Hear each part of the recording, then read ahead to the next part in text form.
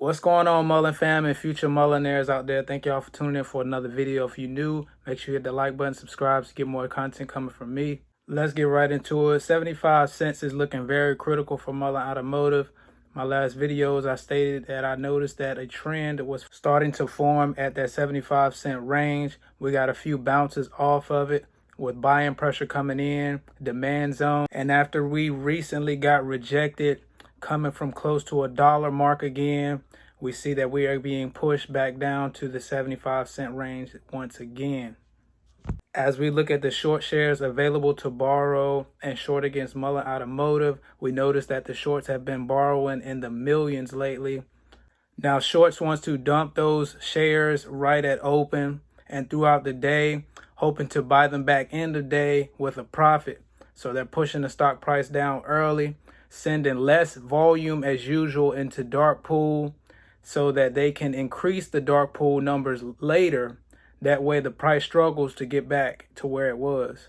I think investors are steadily accumulating at these levels, just like on last week where we pushed off of the 75-cent level with the hammer candle, indicating that the bulls buying pressure overwhelmed the short selling pressure.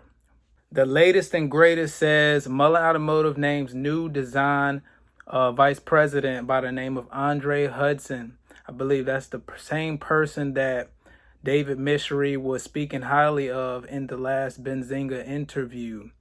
David Michery also quotes that he will play a key role in working with various teams to develop the aesthetics of the Mullen product portfolio. We take pride in the fact that our vehicle designs are strikingly different. Andre will help us take our styling to the next level with the extremely valuable expertise he brings to the table. Now I'm going to close this video out with a clip from Yahoo Finance on the latest EV news. Let's get right into it. The United States' plan to push more Americans to buy more electric has cleared its biggest hurdle, with the Senate approving the new Inflation Reduction Act of 2022, a bill that includes a $7,500 electric vehicle tax credit. Yahoo Finance's Pras Supermania is here with more. Pras, what do we need to know about how this is going to impact the EV landscape and the number of these vehicles that are sold? Yeah, Brad, so the $7,500 tax credit that's already in place right now is now being extended in the sense that there won't be any caps on automakers to, before if you sold 200,000 vehicles or EVs, you would lose that ability to get that tax credit. So that would be sort of hampering sales. So right now that bill gets rid of that limitation. So every car conceivably has that tax credit availability and there's no limit on the cap. But the big issue is that cars must be made in the U.S., and then also the pricing of these cars should be below $55,000 and SUVs and trucks below $80,000. Issue with regards to how broad of a base can we have here with these EVs, and some trade groups are saying that 70% of cars right now would be ineligible for that tax credit if this bill passes. So is any car under the, if it came out today, would any car currently on the market be eligible for this? So basically, some of the cheaper Tesla Model 3s would be eligible. Like if you get none of the options.